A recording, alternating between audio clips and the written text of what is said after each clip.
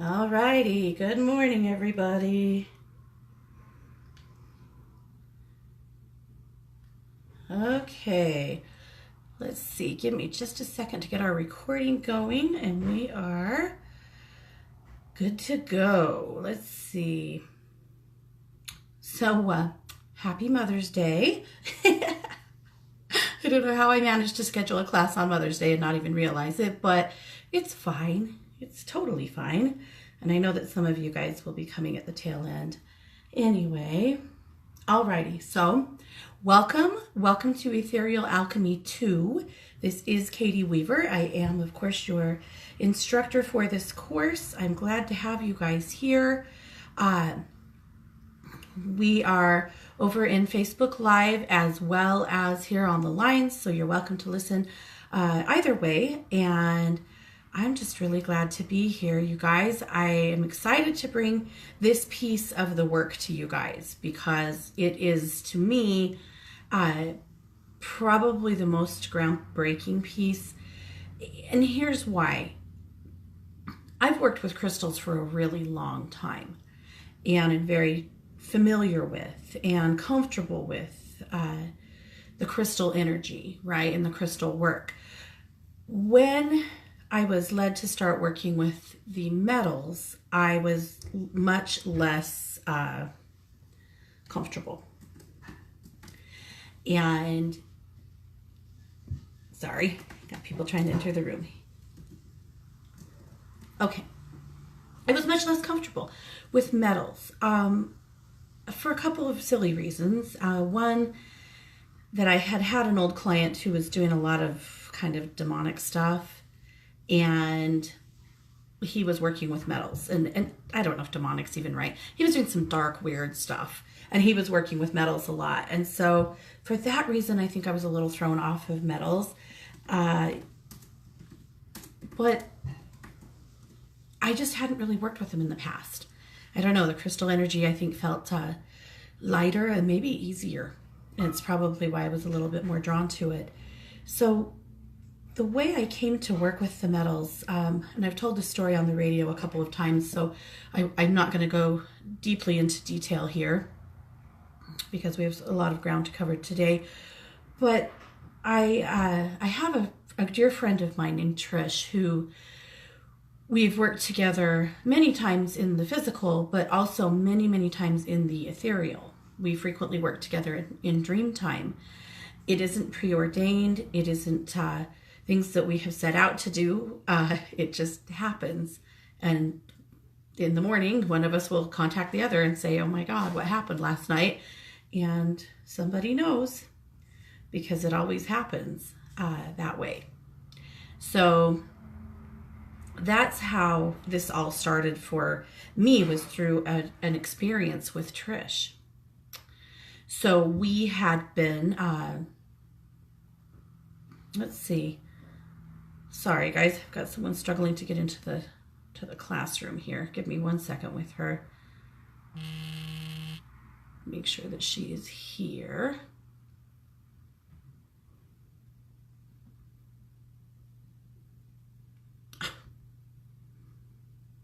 Sorry, tech skills. my tech skills. I'm going to tag her quickly here in the Facebook Live. Some of you guys are listening via Facebook Live. Some of you are listening via the phone lines, and either way is completely fine. But if you're trying to be in Facebook Live and can't find it, that's frustrating. So let me try tagging her in a post and see if I can help her get here.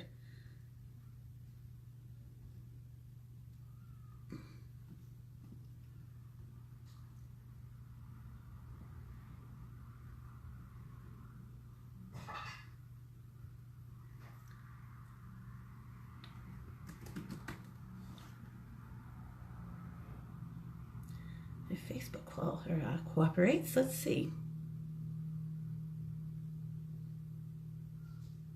Okay. You know what? I can't get it to tag. Elizabeth, will you do me a favor and tag Raven in the chat? Oh, nope, I got her. Never mind. I got her. Okay. All right. There we go. Sorry, guys. Okay. It's very frustrating when you can't find where you want to be. All right. So at any rate, I had a dream about my friend Trish. And in the dream, this has been over a year ago, but in the dream, Trish and I were working together. And well, actually, Trish was being worked on. So in the dream, she and I were in a giant stone room. And she was in some kind of on a big stone slab, and there were people around her working on her, and they were teaching me something. So what they were teaching me was to use Mercury, the energy of Mercury in her arm. So they were asking me, I had an egg-shaped disc of Mercury, and they were asking me to put it in kind of the top of her head or the side of her head and slide it down her neck and down her shoulder and all the way out, down her arm and out her hand. And they said it was for nerve pain. And we slid the disc through 3 times. And I was really nervous about it. And I said to them, you can't do that. Mercury's poisonous. And they laughed and reminded me that we were working with ethereal work. And so Mercury is indeed not poisonous in the ethereal realm. And that was kind of that, you know. That was just my own silliness, my own hang up. But at any rate, that's how it started. So anyway, they showed me how to use a few different metals, particularly the Mercury, obviously. And that was it. And then I woke up the next morning and I was really fascinated by what we had just done because I had never worked with metals before. And so I called her. And I said, hey, I think we worked together last night. And she said, we did. And thank you, because that pain is finally gone. Well, I didn't know she was having pain, but she's a yoga teacher. And apparently she had muffed up her shoulder in yoga and was having some pain. And nothing had taken care of the pain that her doctor had given her because they weren't treating it for nerve pain.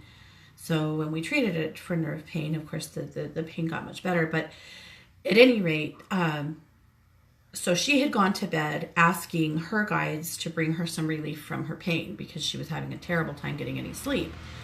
And so then, of course, the arrangement was made, obviously, that we would work together and take care of Trisha's shoulder, which we did.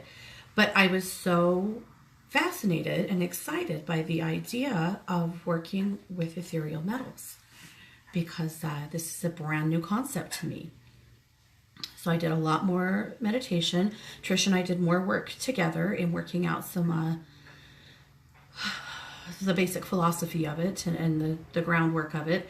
And I started using it because here's what I know from the work that I do. When Spirit brings me a new idea, a new modality, a new suggestion, it's because it's supposed to be used. It's supposed to be applied. And so I started using it right away. With clients, with myself, with animals, with, various situations, applying the metals and having really great results. And so I did that for a few months, and then I had another dream or another premonition of combining ethereal crystals with ethereal metals in a sense of alchemy to create a new product with a brand new goal or intention. And so that's how essentially the Ethereal Alchemy was born or came together, was through all of these processes. So I know that I have a couple of you in this class that did not take Ethereal Alchemy 1, and that is the class where we learned ethereal crystals. We're going to definitely lurch ahead of you today in working with ethereal metals, but I think that you can keep up, and if you need to come back and take Ethereal Alchemy 1, let me know and I'll make sure that you receive it so that you can combine both of the principles, and I think you'll be fine. So today we are going to learn the properties or the principles of using ethereal metals, and then we're going to combine the two to create the alchemy. I want you to know that I'm keeping an eye on both chats. So in the conference center chat, I have an eye there. I also have an eye on the Facebook chat in the live stream. So either way, if you want to throw me a note, you can. I also want you to know that you can always, I will send you both of these. So you'll get both the video and the live, or the MP3, so that you can listen to or watch these later as well. So anyways, Slice It, you should be able to come back and review, learn, ask questions. You know, I don't want to leave anybody in the dust. So that's my plan here. All right, so let's dive right into metals first. So if the principles of ethereal metals are pretty simple. And when we start combining them with ethereal crystals, they change a little bit. But just working with ethereal metals, the principles are quite simple. The first is that there must be an entrance point and an exit point. I found this fascinating because with ethereal metals and with most other energy work that I use and know, you don't have to take it back. You put the energy, or you put the crystal, you put the property where you want it, and you leave it, and you're good to go. But with ethereal metals, you don't.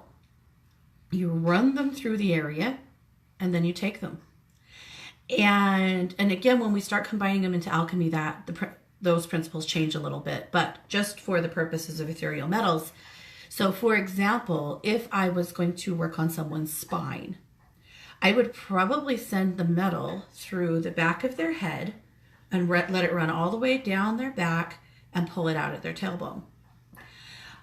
I have typically been prompted to run the energy 3 times.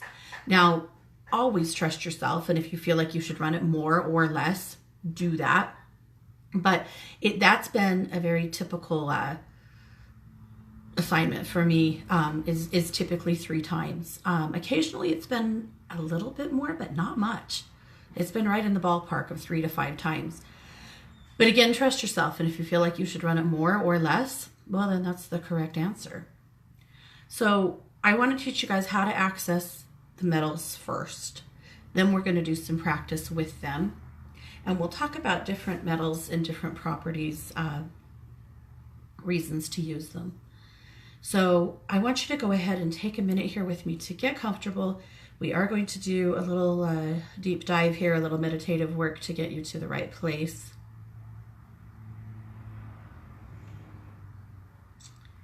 So close your eyes. Let's take a few deep breaths together.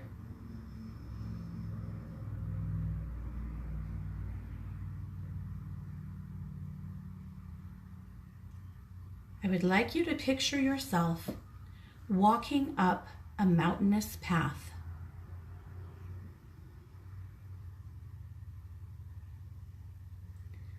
It's hilly, but not steep. The sun is shining. It's warm, but not hot. And you are hiking up this mountain trail. With every step you take, you are getting deeper and deeper into your spirit.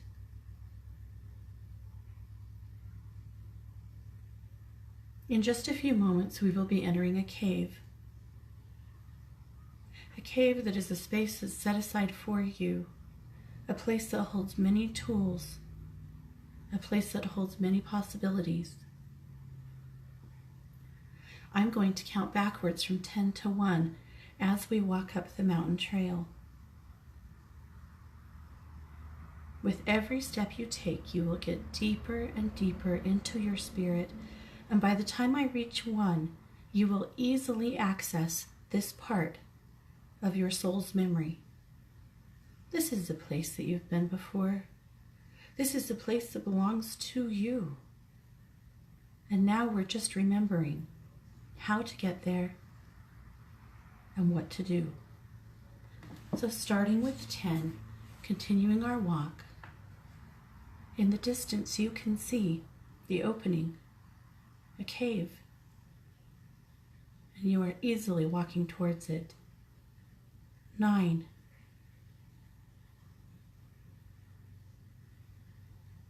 8,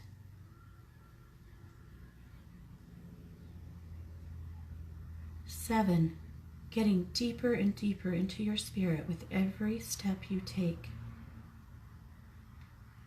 6, 5, 4, the cave is much, much closer now. You can see the opening.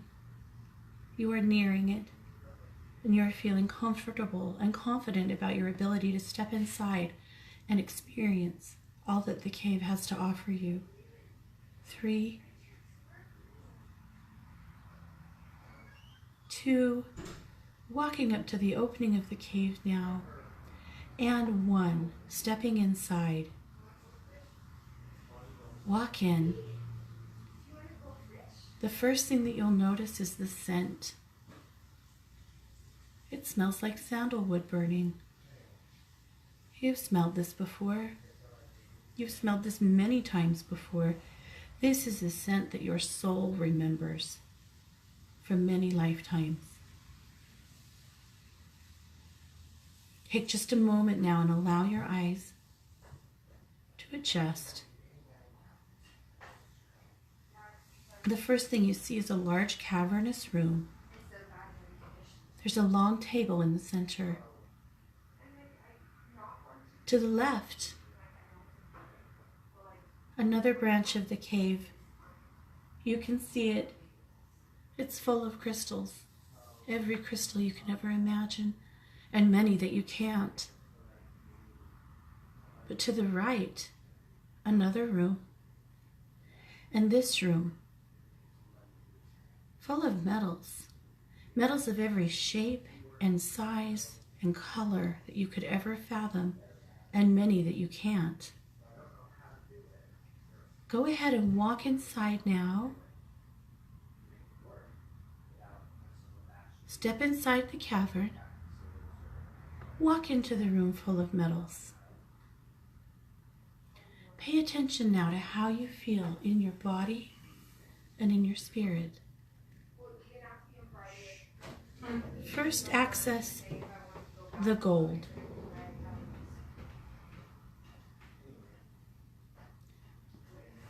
Find the chunks of gold. There's boulders, there's coins, there's chains, there's chunks.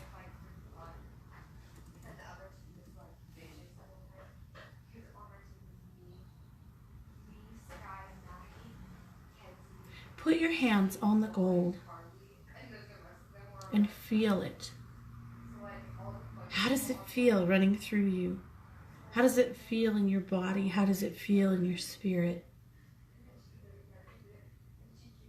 This bright, shining gold energy. Moving on now and finding the silver.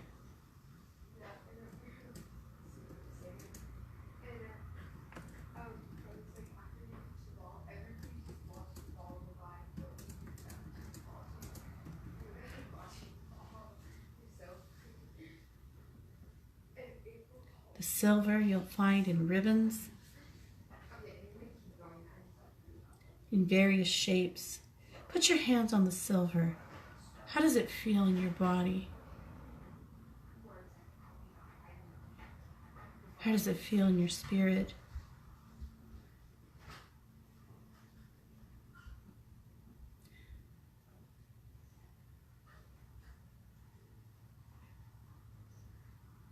Moving on now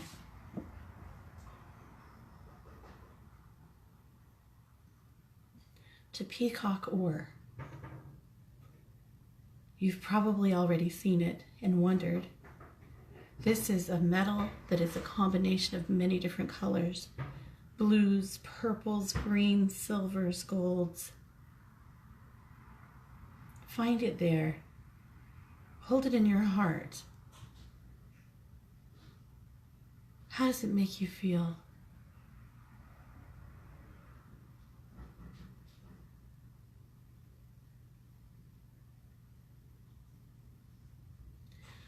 Very good. Now you know how to access ethereal metals. They're all right here.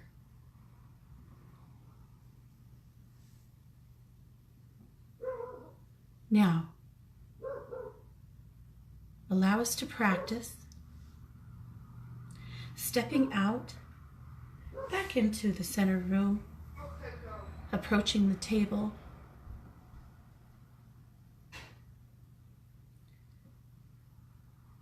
First, let's practice on ourselves.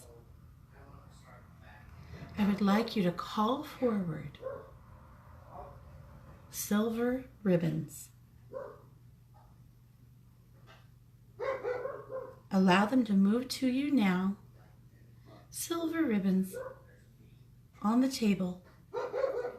Long, shimmering, fluid ribbons of silver. And I would like you to place them in the top of your head. Slide them in and let them run down your neck, all the way down your spine, and remove them at your tailbone. I'm going to get out of your way now. I'd like you to run these ribbons down your back 3 times. I want you to pay attention to the sensations that you feel as these cool ribbons of silver are running through you. So starting now, placing your ribbons through the top of your head and allowing them to slide down your back.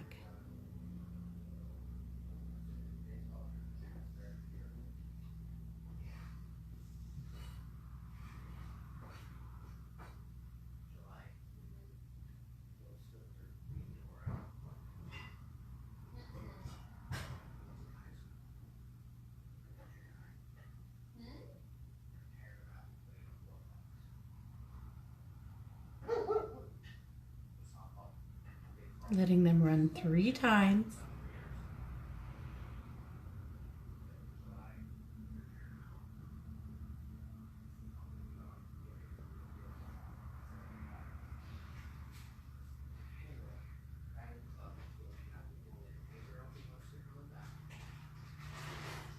Removing them at the tailbone.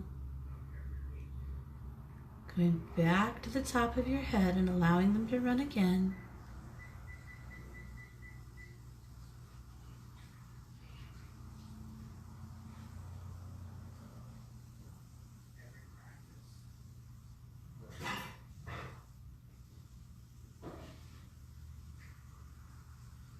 Good. When you're done, using your psychic hands, simply send them back to the cave, back to their space. There's nothing else you have to do.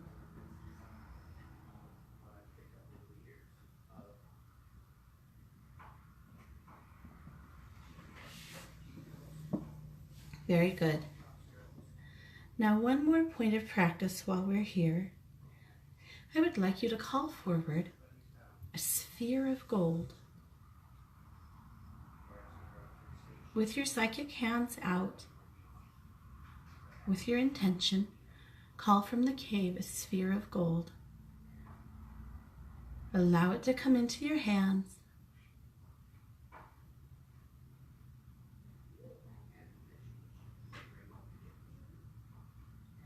And now take that sphere of gold and press it deep into your heart chakra.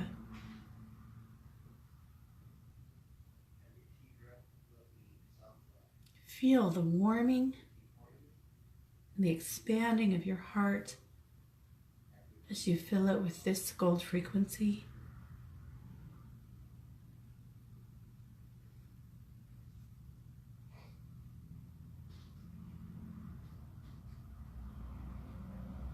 Very good.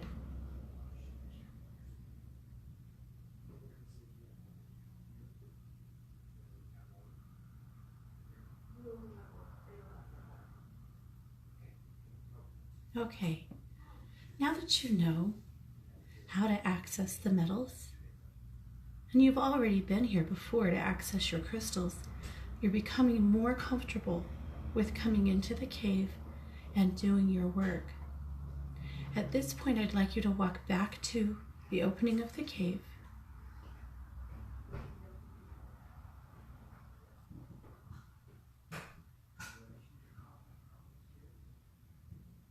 I would like you to begin walking back down the trail. I'm going to count forwards from 1 to 5 as you walk. And as you walk, you'll get lighter and lighter and closer to your waking consciousness. You will remember everything you've experienced in the cave today. You will remember how to re-access the cave at any point. You will easily be able to slide back into this place, into this consciousness whenever you choose in order to access your tools. Starting with 1, walking back down the trail. Still very deep. 2, getting lighter. 3, lighter still. 4, almost there. And 5, wide awake and refreshed and back in your waking consciousness. All right, take just a minute here to stretch, grounding back into your body.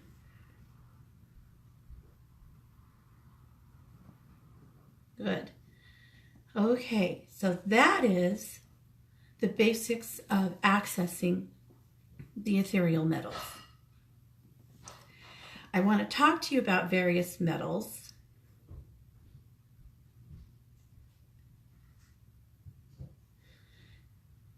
And I will tell you that if you would like me to share my notes on metals with you, I will. When we're done, I'll gladly share you a Dropbox link to them. I think that might be helpful. With ethereal crystals, I didn't share my notes because it's so vast and you pretty much just, you need to have a book, you need to have a good website that you access for crystal information, but metals are a little different.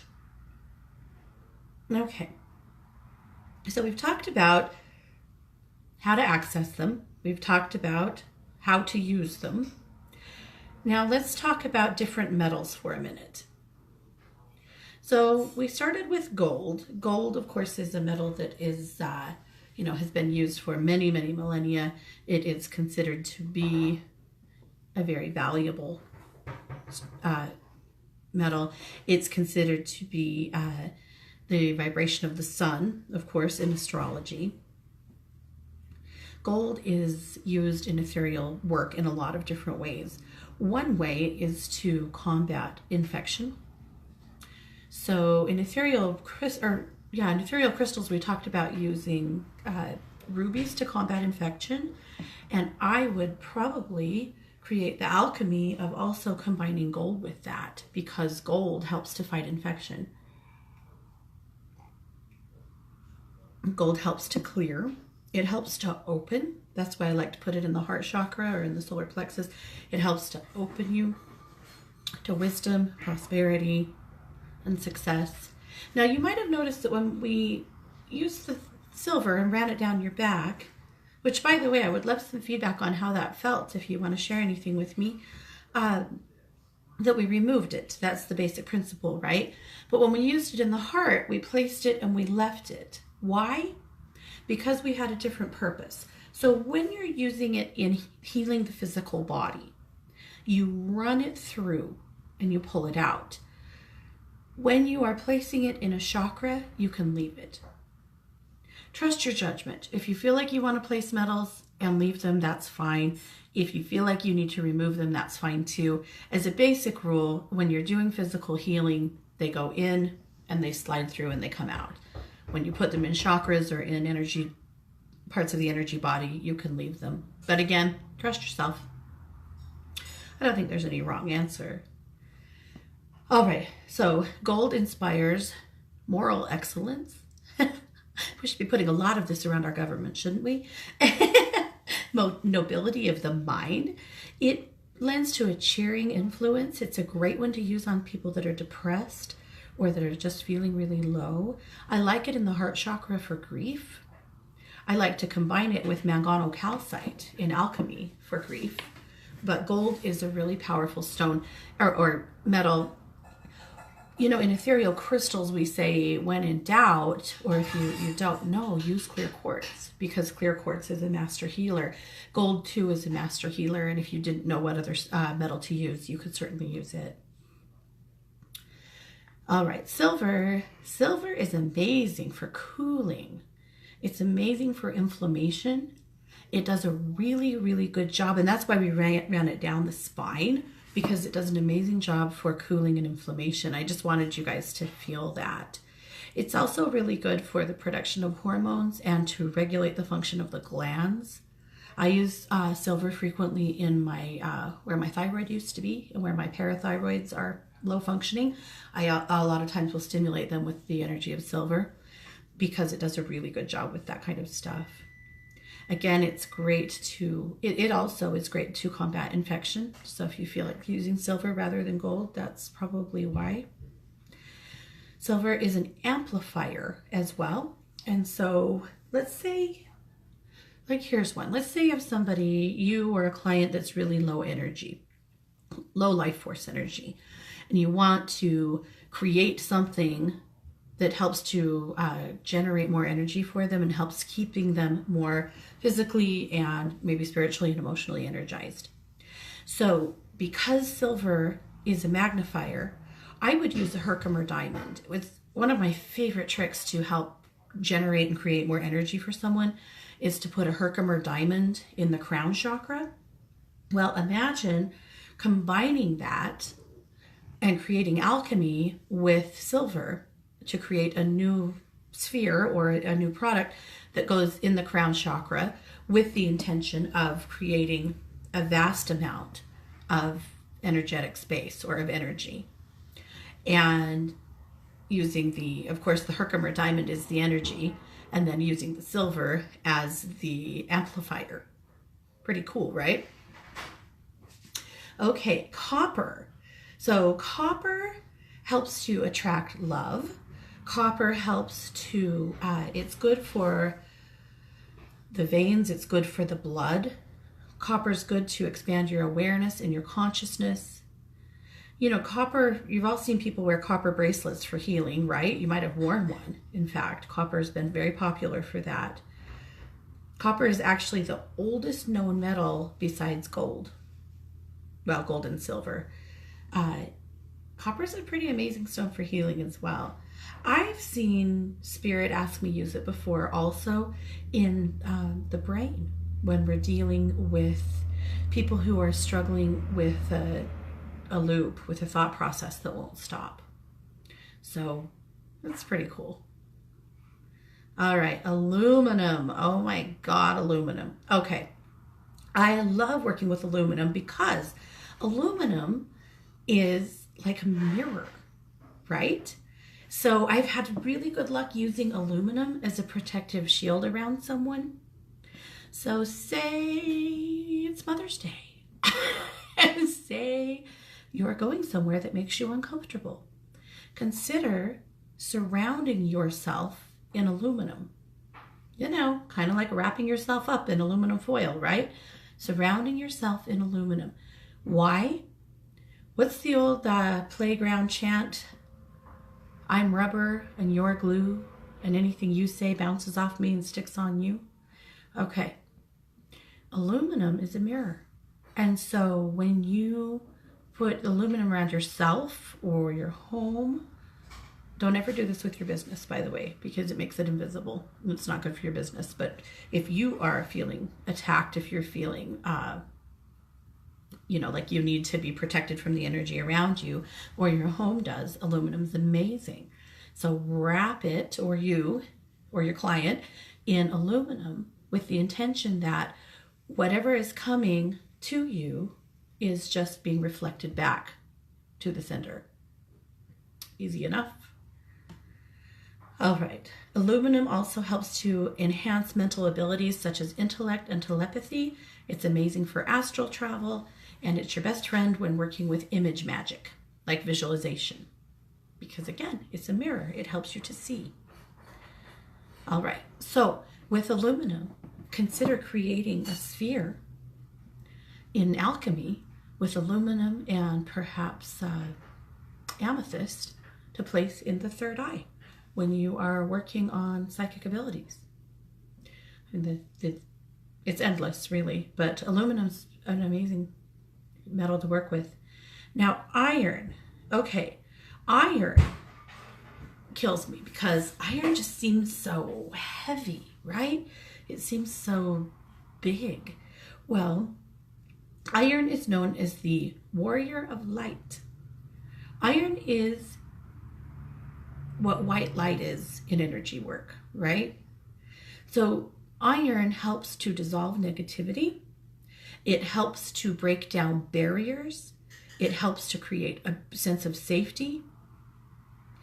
Imagine using iron in your home or around your home, putting it in the 4 directions of your property or of your home, along with a piece of selenite in all of those places. Selenite, the great transmuter, right? Transmutes negative energy into light.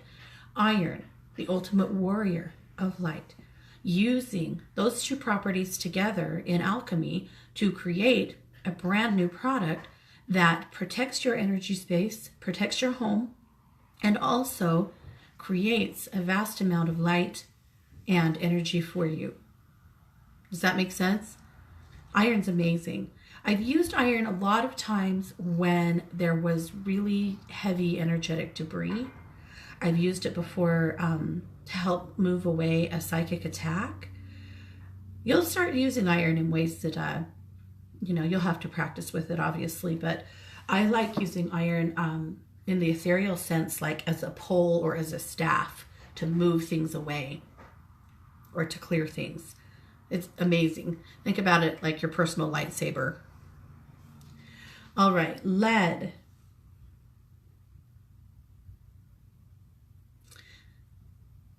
Once I was working with a friend who had a gum issue. She was told she was going to have gum surgery, and it was sounding pretty awful.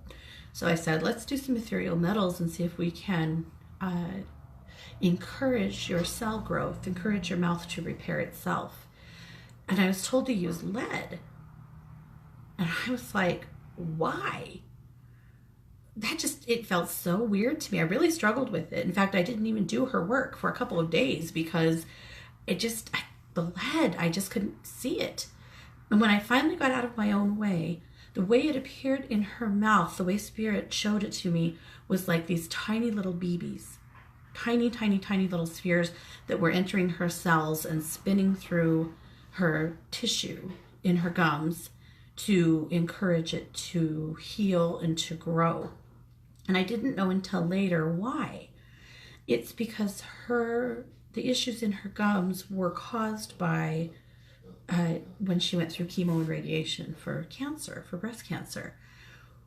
Well, I didn't know this until later, but lead is useful to help. I should have known this. I've had x-rays before, but it helps to clear away radiation and block radiation. Well, duh. Okay. It made sense later, right? But lead's amazing for that. It is also really good for blocking psychic energies. Say you work in a toxic place and you have maybe the person in the cubicle next to you just makes you crazy. What if you could put up a solid wall of lead between you to absorb their negativity, absorb their whatever it is going on over there, and leave your space completely free and clear? What if you live in an apartment or a condo and you feel the frequencies and the energetic chaos of the people around you, or you have a client that does? Think about lining their walls, their ceiling, their floor with lead. Now you'll want to fill this space up with a lot of light. You'll want to connect it, right, to universal life force, because we're not blocking that, but you could block out a lot of the energetic chaos of the neighbors. That's a pretty powerful gift for anyone who lives in shared space. All right. Nickel is a detoxifier. If you have someone who is trying to detox their mind, their body, their spirit, nickel is actually really, really good for that.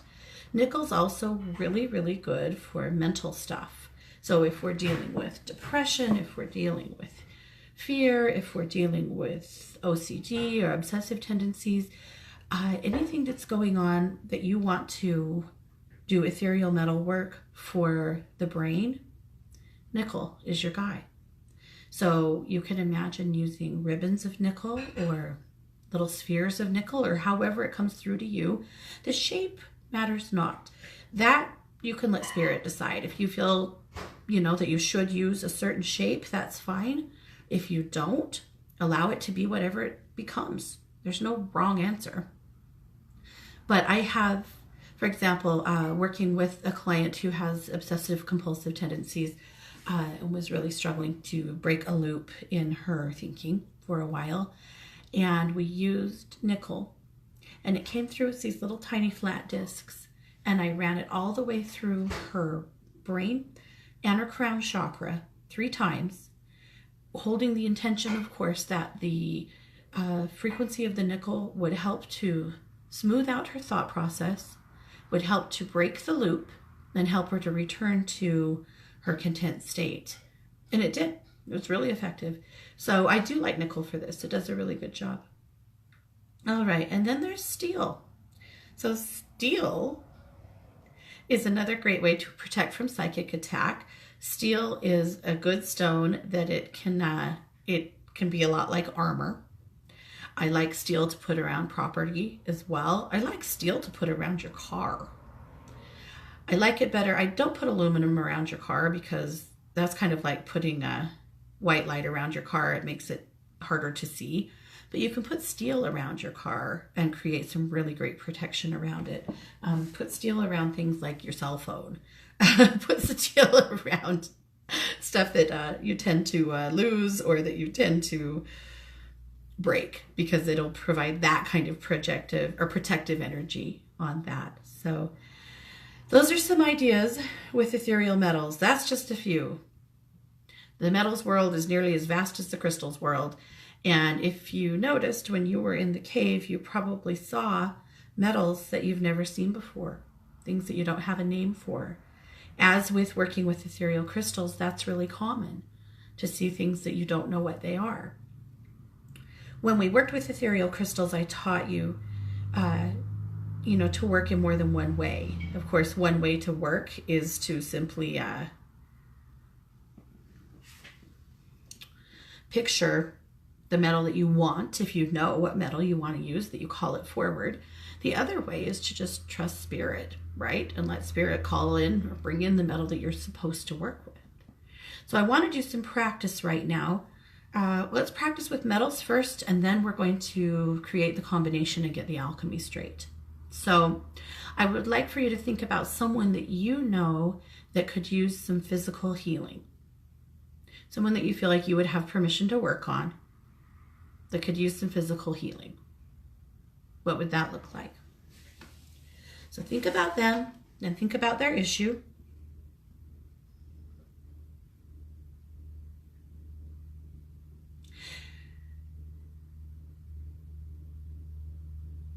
Now close your eyes and allow yourself to travel back to the cave easily, right? Standing at the table. You know how to get there. And I know that you are all advanced enough workers that it's no problem to get there.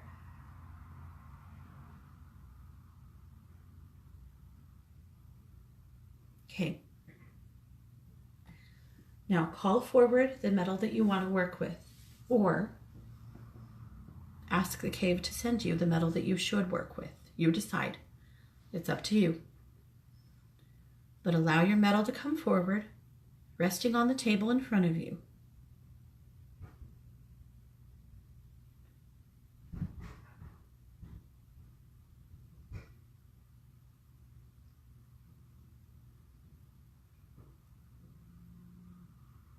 Good.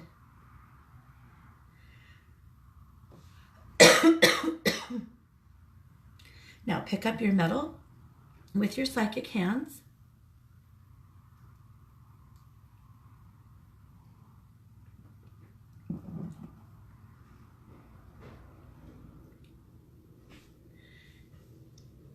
And go ahead and place it in the person you're working on.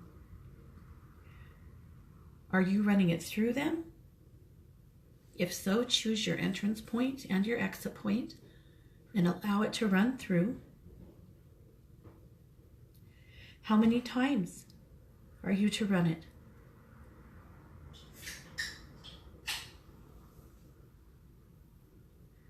Or are you leaving it? You know the answer, you decide.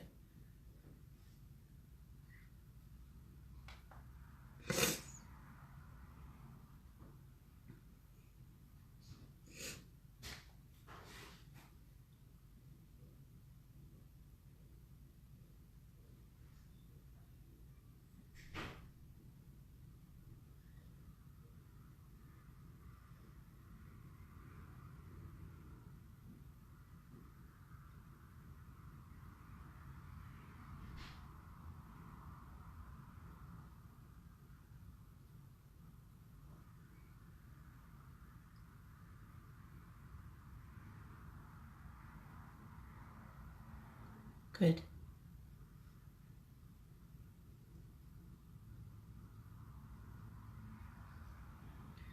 So, answer for yourself then. How did their energy change to you? What felt different? Did anything surprise you?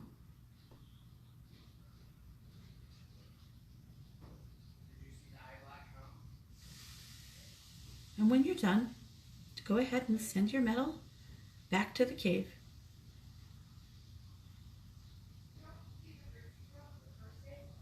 Good. Okay. So that I think is simple enough. This time I'd like you to, let's do some work on your homes. I'd like to do a little practice with ethereal. Oh, no? Okay, sorry. We're going to go ahead and use that as an alchemy practice. Okay. All right. So you've got the basics of ethereal metals.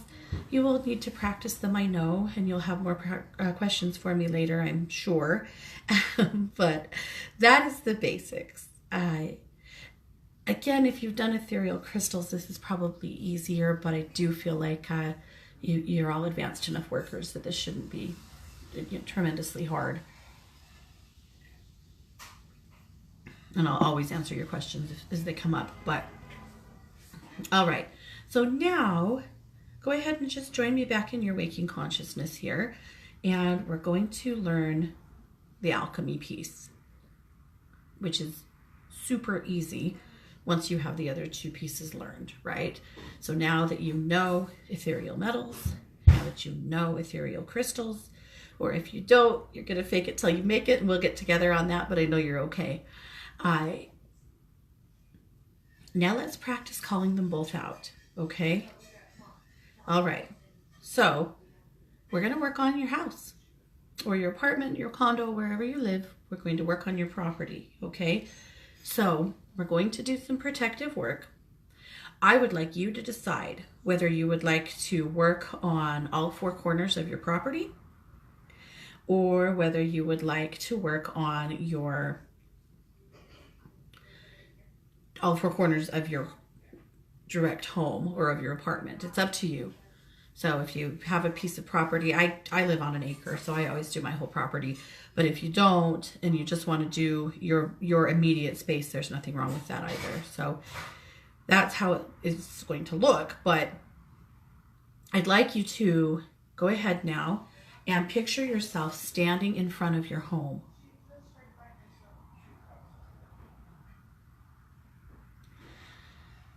So we're going to call out two stones or two properties. So first I would like you to call out to the cave.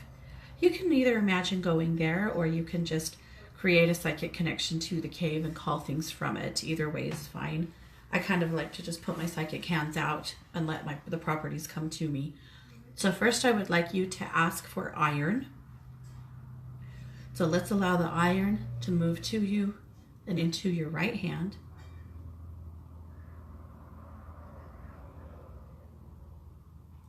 And then I would like you to ask for selenite. Selenite, the ancient salt crystal. Allow that to move from the cave as well into your left hand.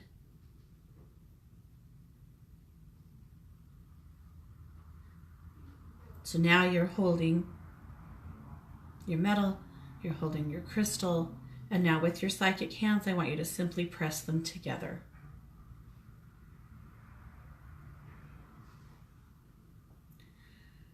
Press them together into a sphere, a big round ball, a marble of sorts, right? With your psychic hands, creating your new product. This is the alchemy piece. Taking two different properties or items and combining them to make something better. Very good. So now you have your iron and selenite sphere in your hands.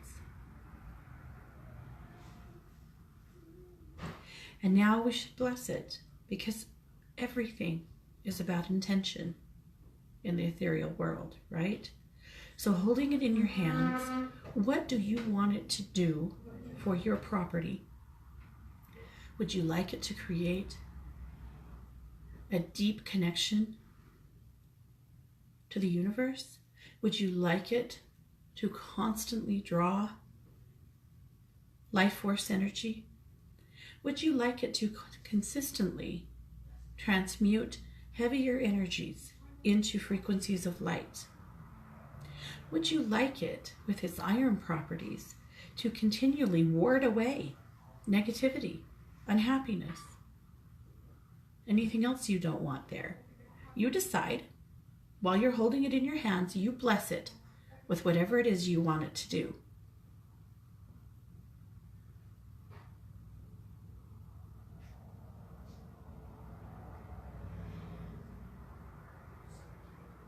And once it's blessed, I would like you to place it in one corner of your property or one corner of your home. Your choice.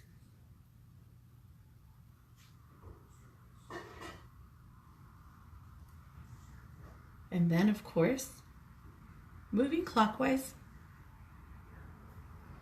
go to the next 3 corners of your home or property and create spheres for them. So I'll get out of your way here for just a minute so that you can do that.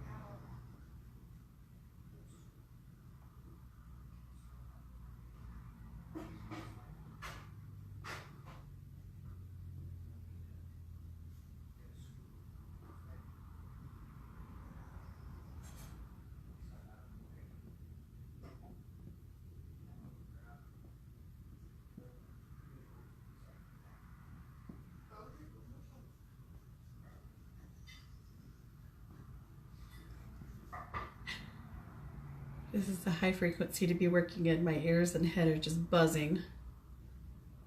Okay. Hopefully I'm not rushing you too much, but when you're done,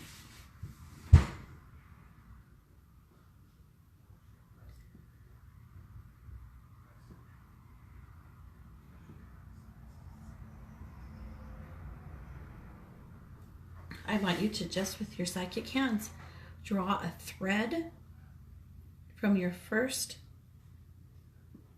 sphere, connect it to the next one, to the next one, to the next one, to the next one, creating a box, creating a grid. That is how you create an ethereal crystal grid on your property. Now, if you wanted to, you could create a 5th one that went in the very center of your property that you could connect them all to as well. I think in this aspect you wouldn't have to, but you can if you want. In gridding, a lot of times you do put one in the home. I love the way this feels, by the way. My property's loving it. Okay, Elizabeth said, curious if there's a reason that crystals are left-handed, metals are right. Not necessarily. It's just that in the cave, as you're looking into it, we usually have the crystals are in the left hand and the metals are in the right. It doesn't matter. You can decide. If it feels like you want to do it to the opposite of that, that's totally fine too. And Elizabeth also wondered if you would literally put iron and selenite in the corners of your home, or with intention, or both. You could do both.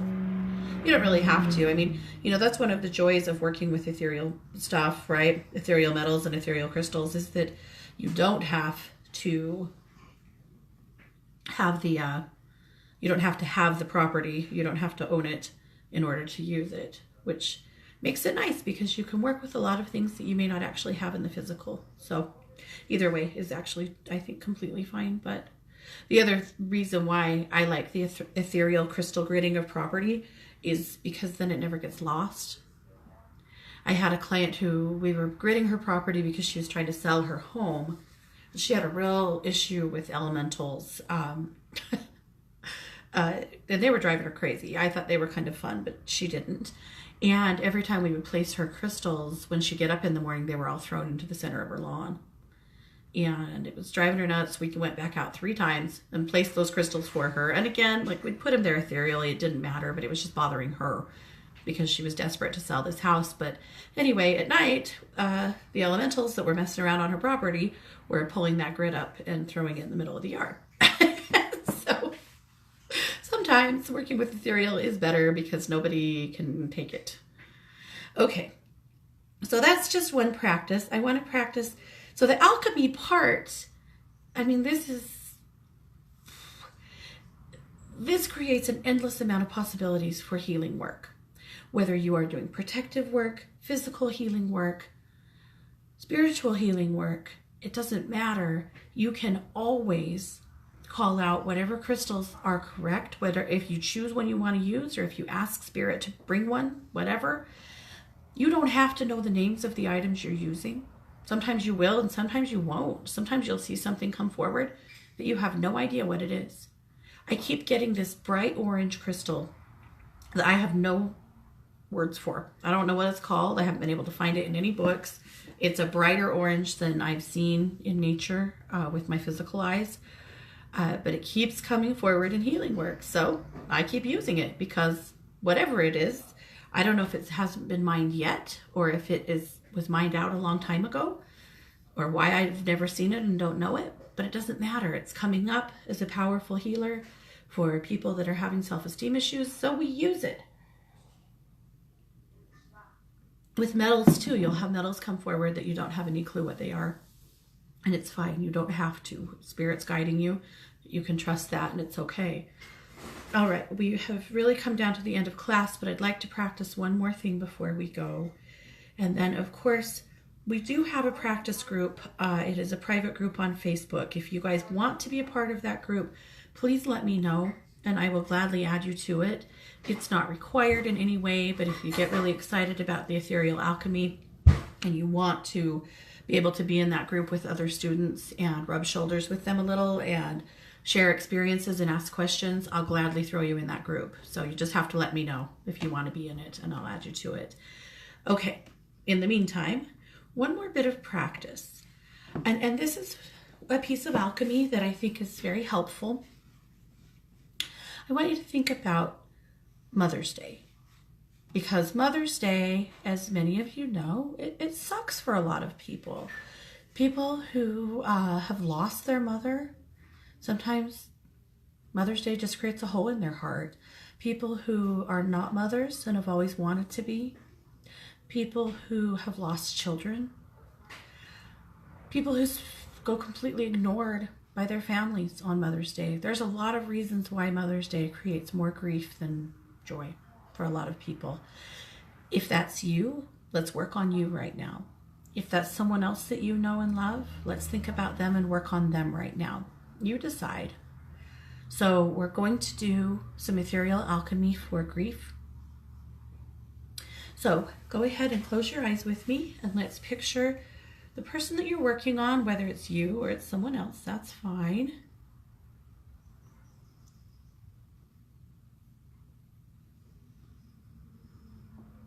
All right, so holding out your psychic hands, let's ask for a stone for grief. If I was going to call out a stone for grief, I would probably ask for manganocalcite, but you can ask for whatever stone you would like to. Or if you want to call a rose quartz, if you want to just let spirit bring you whatever stone you need, that's fine. So calling in to your left hand, let's call in a stone for grief.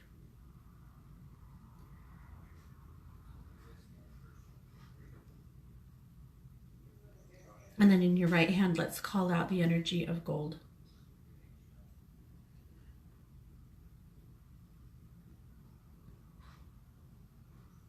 Good. And then pressing them together into your new product, creating the alchemy.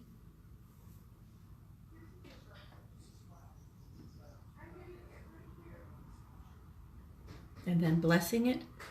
What's your intention for this piece? What shape is it, by the way? Is it a sphere? Is it something else? It could be a Merkaba. It could be a shape you don't even recognize. It's okay. We're letting spirit be in charge, right? All right, let's bless it with our intention. Perhaps the intention is to help to heal and move through the effects of grief into joy. Perhaps it is to help to call out warmth and happiness. Maybe it's a combination of those things. You decide what's right. Bless your product. And then press it into the heart chakra of the recipient.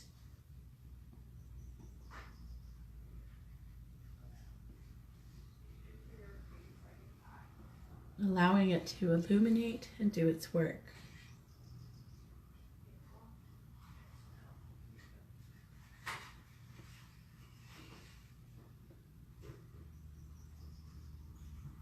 Very good.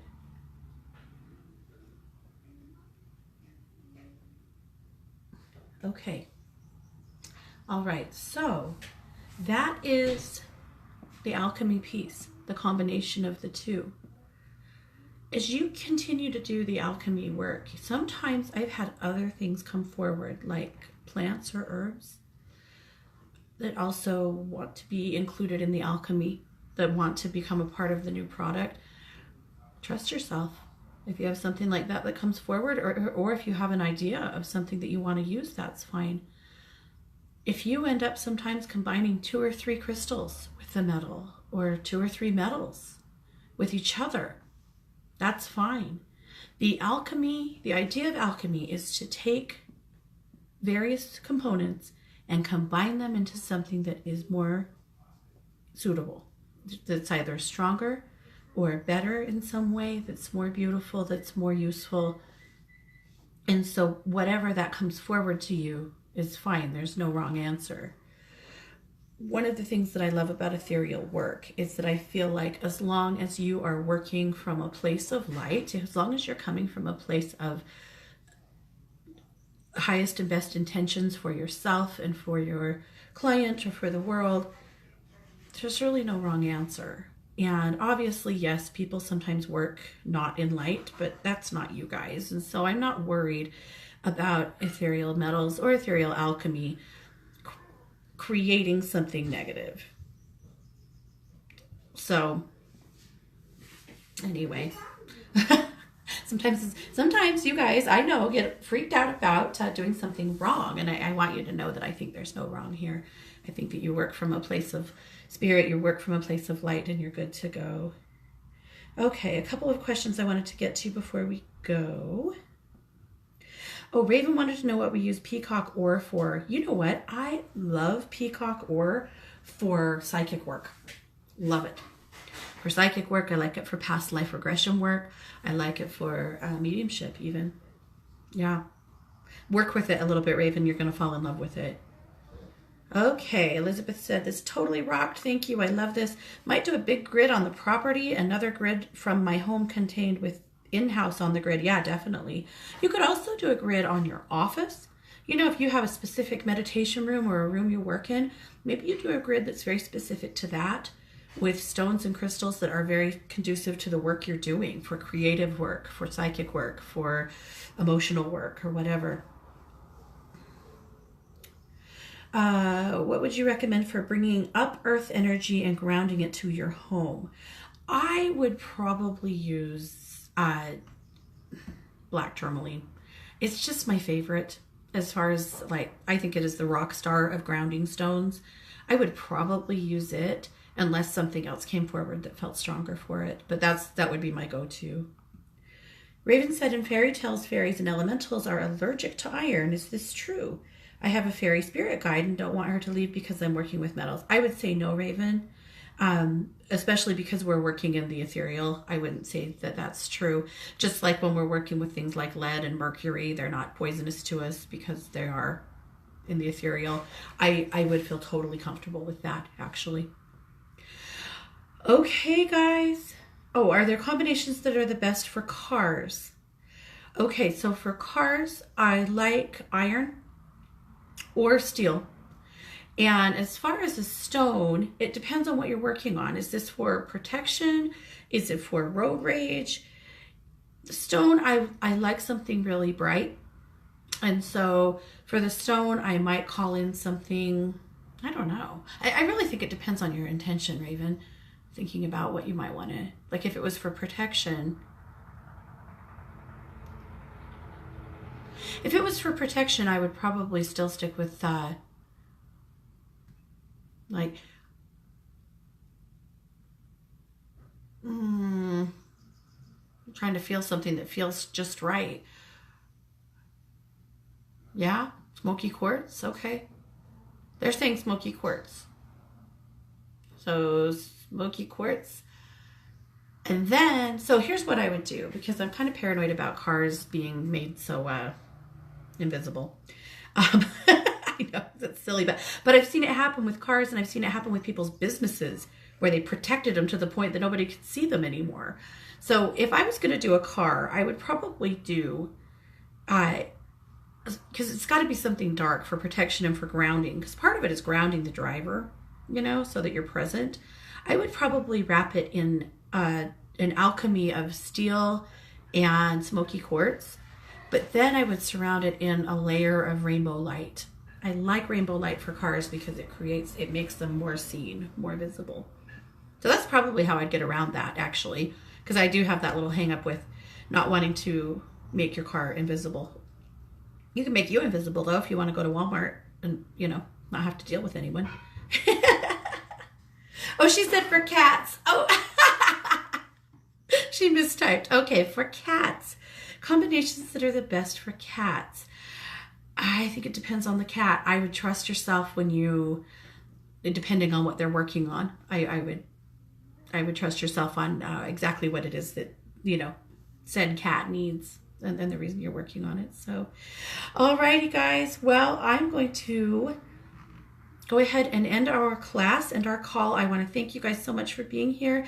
Again, if you have questions, please don't hesitate to reach out to me. I know this is some very different work than some of you guys have done in the past. I hope that it made you feel powerful.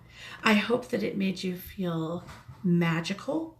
I hope that it helped you to tap into some infinite possibilities of your soul and some infinite possibilities of your consciousness, because what I know is that many of you in past life and past soul experiences, you've done alchemy before. You've worked with many different elements before. You have been powerfully magical in the past, and you still are. We're just remembering. So thanks so much for being here. Again, please let me know if I can help. If you want to be added to the practice group, let me know and I'll make that happen. Happy Mother's Day. Have a great day. Please do something good for yourselves today. Take care.